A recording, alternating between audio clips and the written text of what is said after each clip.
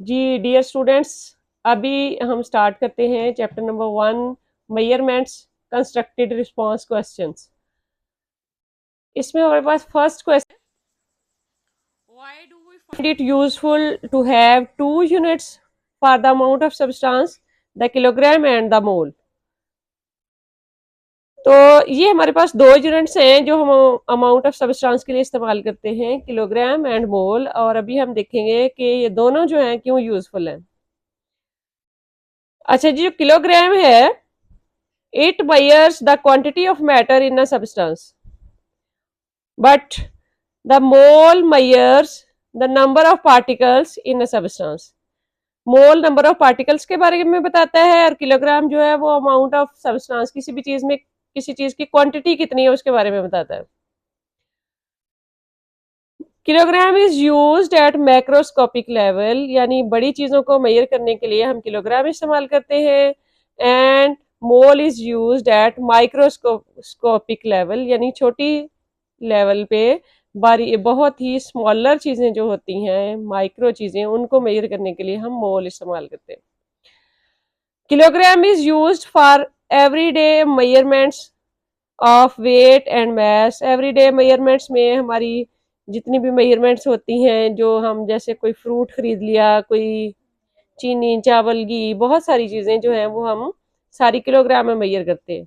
लेकिन अगर हम एटॉमिक लेवल पे चले जाएं या केमिकल रिएक्शंस में देखें तो वहां पे मोल इस्तेमाल होता है। Mole is use for the chemical reactions to relate the number of particles with the grams.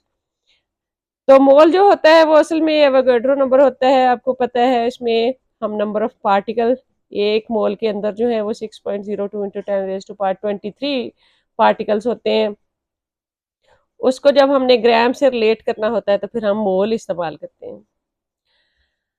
Second question है, 3 students measured the length of a rod with a scale on which minimum division is 1 millimeter and it is recorded as ये हमारे पास 3 values हैं जो दी हुई हैं। पहली value जो है उसमें डेसिमल के बाद 4 डिजिट्स हैं मीटर्स में, दूसरी के बाद 2 डिजिट हैं और तीसरी में डेसिमल के बाद 3 डिजिट हैं।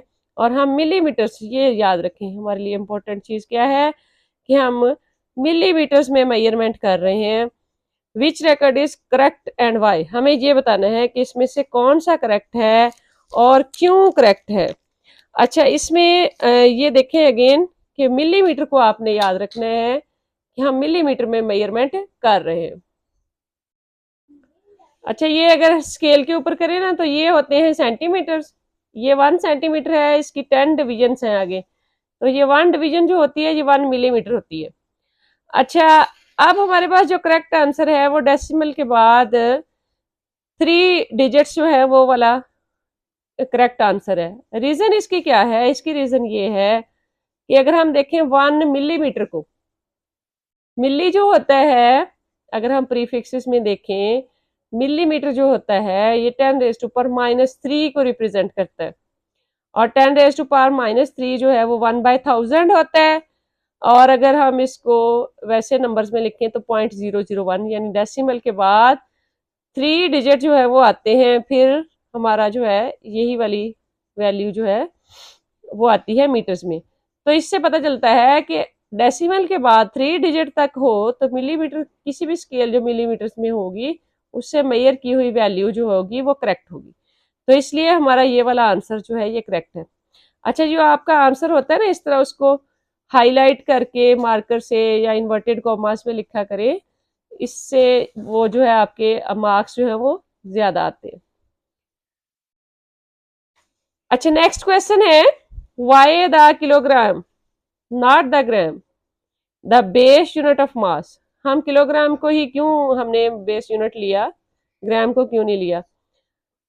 मतलब ये कि जैसे अगर हम देखें लेंथ के लिए मीटर यूज होता है, उसके लिए किलोमीटर क्यों नहीं यूज होता। तो ये एक क्वेश्चन बनता है कि हमने इसमें किलोग्राम को क्यों लिया और हमने ग्राम क्यों नहीं लिया एसआई सिस्टम में, जिसको हम जो है एसआई सिस्टम में यूनिट ऑफ मास के हैं, इसमें हम किलोग्राम लेते हैं। तो इसकी कुछ रीजंस हैं किलोग्राम जो है उसको इसलिए चूज किया गया क्योंकि kilogram is more practical for everyday use like trade, industry and science, as the gram is too small. ये बड़े लेवल पे जितनी भी आमतौर पे हमारी खरीदो फरोख्त कुछ भी होता है तो उसमें किलोग्राम जो है वो ज्यादा कन्वीनियंट यूनिट है, तो इसलिए किलोग्राम को चूज किया गया। सेकेंडली, हिस्टोरिकली अगर देखें तो इससे पहले जो है मेट्रिक सिस्टम इस्तेमाल होता था, फिर बाद में एसआई सिस्टम आया, तो ये वाला जो सिस्टम था उसमें भी किलोग्राम ही इस्तेमाल हो रहा था। इसलिए जो जितनी भी मेजरमेंट्स, जितनी भी इंजीनियरिंग, जितने भी काम हुए हुए थे वो सब जो थे उसमें हमारे पास जो थी मेजरमेंट्स वो सारी किलोग्राम में थी। तो ये हमारे लिए इजी था कि हम उसी जो सिस्टम में को जो है आगे ले चलें ताकि हमें बहुत ज्यादा कन्वर्जन जो है वो ना करे। तो इससे क्या हुआ कि किलोग्राम जो है अगर हिस्टोरिकली देखा जाए इस सिस्टम के साथ, पिछले सिस्टम के साथ, मेट्रिक सिस्टम के साथ, so it has coherence with the SI system and can directly be used in equations without conversion. तो हम कन्वर्जन किए बगैर ही इसको इस्तेमाल कर सकते हैं। क्वेश्चन नंबर 4 है कि consider the equation P is equal to Q plus R if Q and R both have the dimensions MLT, what are the dimensions of P? पहला इसमें पार्ट हो गया कि हमें P की डायमेंशंस फाइंड आउट करनी है। सेकंड है what are the units of P in SI, अब हमें P के यूनिट भी फाइंड आउट करने।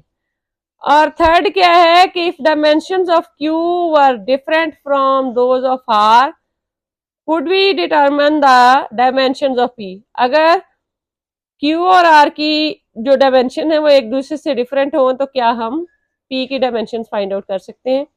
इसमें 3 क्वेश्चंस हैं। हम सबसे पहले पार्ट की बात करते हैं जिसमें हमने डायमेंशंस ऑफ P जो है वो निकालनी है।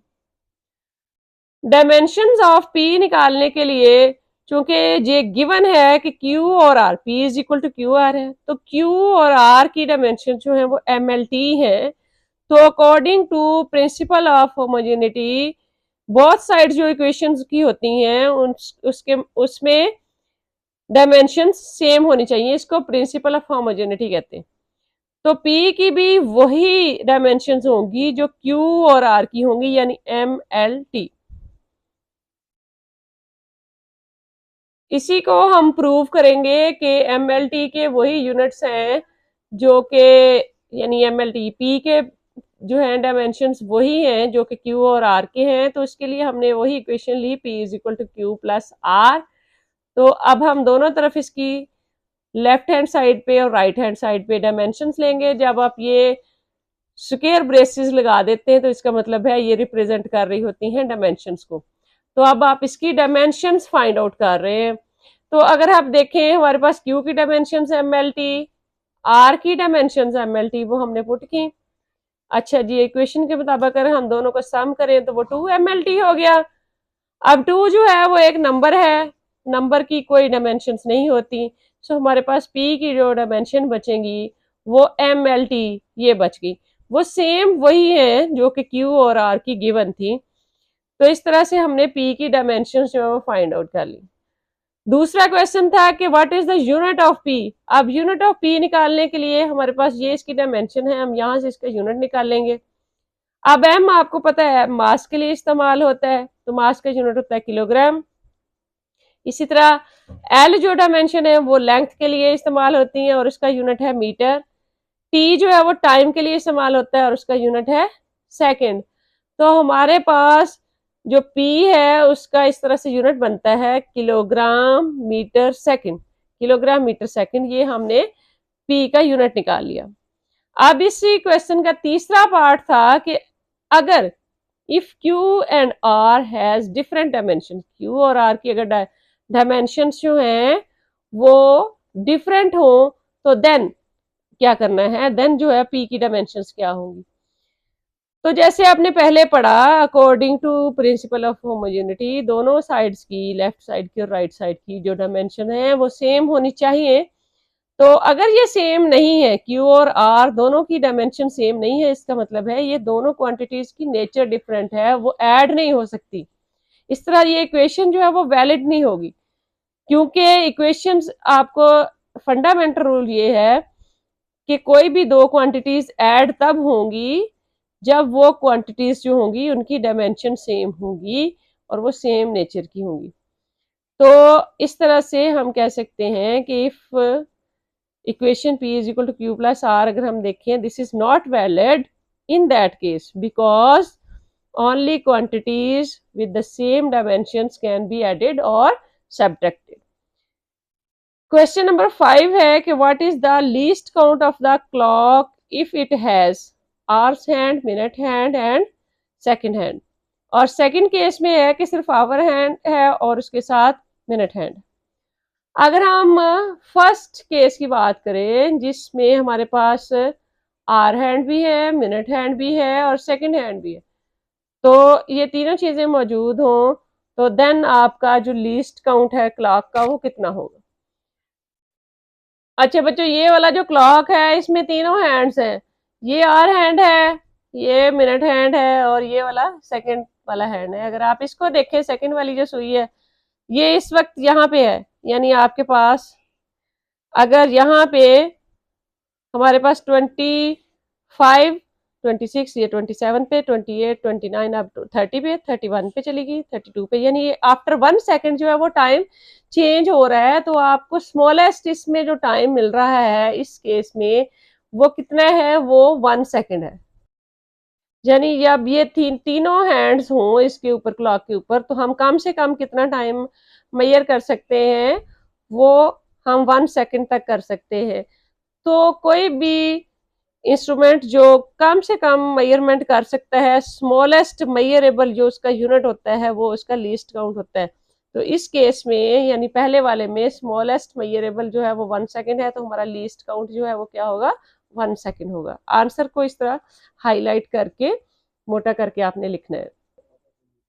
अच्छा, इसी का जो दूसरा केस है उसमें देखें, इसमें हमारे पास एक और हैंड है और दूसरा मिनट हैंड है, इसमें हमारे पास सेकंड नहीं है, तो हमारे पास कम से कम वैल्यू जो स्मॉलेस्ट मेजरमेंट जो है वो हम कर सकते हैं, वो कितनी है, वो 1 मिनट है। तो इस केस में हम कहेंगे कि लीस्ट काउंट जो है वो 1 मिनट है। अच्छा, क्वेश्चन नंबर 6 है कि how can the diameter of round pencil be measured using the meter rule with the same accuracy as the vernier calipers describe।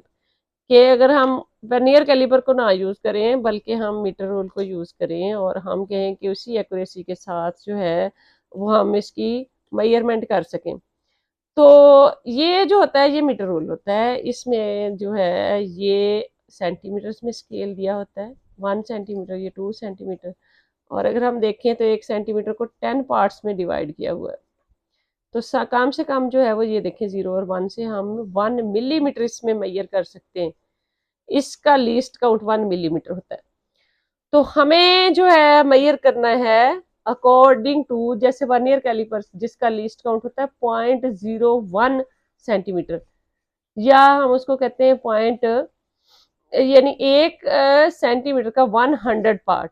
ये वाला 1 सेंटीमीटर का 110 पार्ट है, वो इसका भी 100 पार्ट का मतलब है कि इस 1 मिलीमीटर के, ये वाला जो 1 मिलीमीटर, इसके भी हम मजीद 10 पार्ट्स कर लें तो उसका सिंपल सा सोल्यूशन जो है वो ये होता है, कोई भी चीज़ अगर हम चाहते हैं ना कि उसमें एरर रिड्यूस हो जाए, कम से कम हो, तो हम क्या करते हैं उसमें मल्टीपल जो है वो लेते हैं वैल्यूज और फिर उसको डिवाइड कर लेते हैं, उसकी एवरेज निकाल लेते हैं।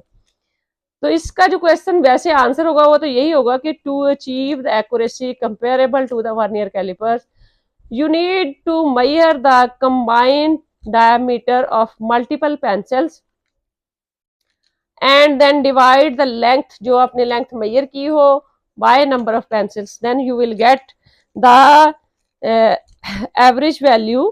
और वो एवरेज वैल्यू जो होगी वो एरर को रिड्यूस करके इसकी आपको तकरीबन एग्जैक्ट वही वैल्यू दे देगी जो कि हम वर्नियर कैलिपर से मेजर करते हैं। तो उसके लिए हम एक एग्जांपल लेते हैं कि लेट हमारे पास ये 10 हमारे पास जो है ये पेंसिल्स हैं, इनमें से अगर हम सिंगल का डायामीटर मेजर करते तो सिंगल का जो डायामीटर है वो तो वैसे मेजर करने में उसमें ज़्यादा चांसेस है कि वो जो है हम एक्यूरेट मेजर कर नहीं पाएंगे। तो उसके लिए हम क्या करते हैं, इनको बिल्कुल एक दूसरे के साथ आपने एक लाइन में इनको कंबाइन करना है और इसका फिर आपने इस तरह से कंबाइन जो है वो इस तरह से आपने डायमीटर जो है वो नोट कर लेना है टोटल।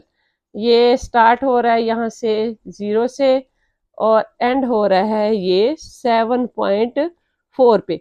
तो हमने यहाँ पे एक इस मिसाल के तौर पे हमने क्या किया, हमने 10 जो पेंसिल्स ली और उनकी हमने क्या की, उनको हमने अरेंज किया स्ट्रेट लाइन में और उनकी हमने 7.4 मिलीमीटर्स, ये चूंकि ये हमने स्मॉलर 7.4 जो थी ये हमारी सेंटीमीटर्स में थी, मिलीमीटर्स में नहीं, तो हम इसको लिखेंगे कि ये 7.4 सेंटीमीटर में हमारी जो है मेजरमेंट इतनी आ गई। तो अब हम क्या करेंगे, इस 7.4 सेंटीमीटर को 10 से डिवाइड करेंगे तो ये हमारे पास एक का डायमीटर आ जाएगा, 10 में से एक का डायमीटर, तो वो हमारे पास 0.74 सेंटीमीटर आ गया।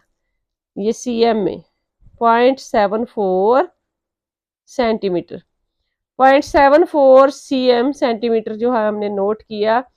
अब अगर हम इसमें मजीद जो है बजाय 10 के हम 20 पेंसिल ले लें तो एरर हमारा और ज्यादा रिड्यूस हो जाएगा। ठीक है, तो ये एरर जो है वो जितनी ज्यादा आप लेंगे और बार बार मेजरमेंट करेंगे, मतलब एक दफा तो ये 7.4 आया, हम इसको एरर को रिड्यूस करने के लिए 3 दफा इसकी मेजरमेंट करके और फिर 3 पे डिवाइड भी कर लेते हैं, तो फिर हमारे पास एरर और ज्यादा रिड्यूस हो जाता है, हम ज्यादा एक्यूरेट मेजरमेंट कर पाते हैं।